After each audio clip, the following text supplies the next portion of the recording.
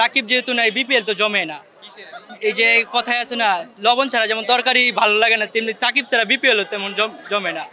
এক কথায় সাকিব ভাই, সাকিব ভালো খেলে কিন্তু আমিও রেসপেক্ট করি, কিন্তু আমার কথা শুনো, রাজনীতি কে করে আপনাদের? আমি বলো 100 জনের মধ্যে 100 জন প্রজার মধ্যে 99 জন প্রজাই সেই সাকিব একজন। সাকিবের 99 মানুষজন সাকিবকে দেখতে পারে না, সে একজন সাকিব, তাকে আর কি দেখতে পারবে? সেই কি দুর্নীতিবাজ, সে দুর্নীতি কি করছে দেশের স্বার্থে সবকিছু নিজের স্বার্থে করে, দেশের জন্য কয় বছর করছে না, সে নিজের স্বার্থে ঝগড়া না বুঝাইছে জিনিসটা, ঠিক আছে? বুঝাইতে গিয়ে মানে জোরে কথা বলে কি ঝগড়া হয়ে যায়?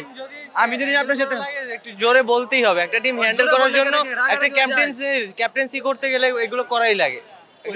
ক্যাপ্টেন এগুলো করতেই পারে। মাশরাফি তো 6 বছর তার নিজের এলাকায় এমপি নির্বাচন করছে, তার তো কোনো কিছু হয় নাই। সাকিব তো মাত্র কয়েক মাস নির্বাচন করছে, নির্বাচন করার এমপি হয়েছে, তার তো সাকিব কিসের খুনি অপরাধ? সাকিব কিসের দেশের জন্য করছে? সাকিব নিজের স্বার্থের জন্য করছে। সাকিব কিসের খুনির অপরাধ?